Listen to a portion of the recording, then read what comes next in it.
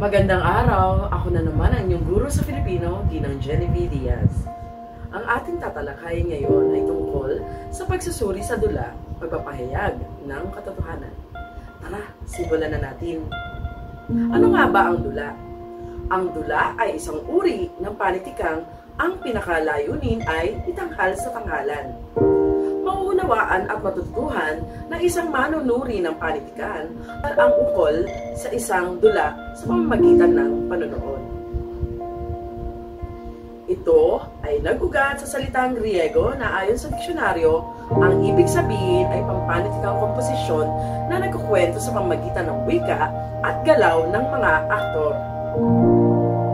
Ayon sa mga mananalaysay, ang dula o drama ay maaaring ipaliwanag sa dalawang paraan.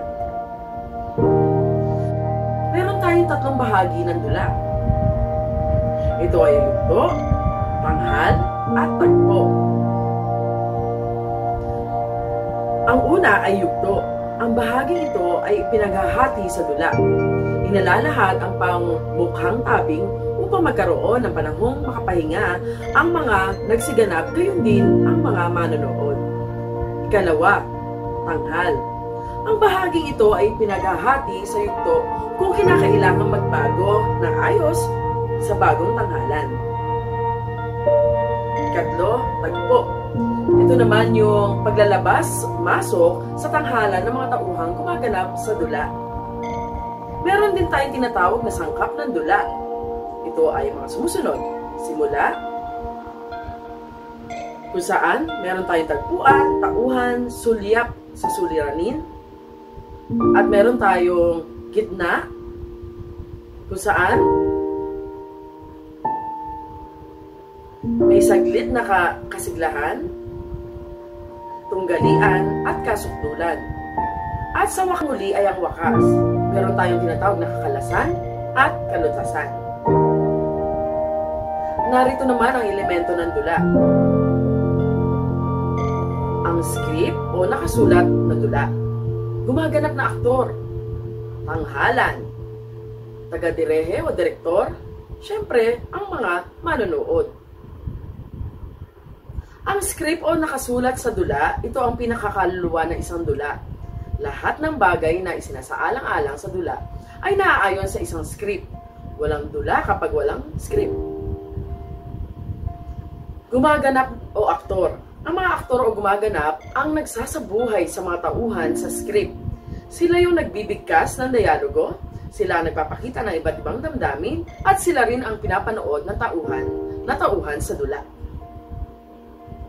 Meron din tayong tinatawag na tanghalan. Anumang pook na pinag-pasyahang pagtanghalan na isang dula ay tinatawag na tanghalan. Ang tanghalan ang tawag sa kalsadang pinagtatanghalan na isang dula. Tanghalan din ang silid na pinagtatanghalan ng mga mag-aaral sa kanilang klase. At meron din tayong tinatawag din na direktor. Siyempre, ang direktor ang nagpapakahulugan sa isang script.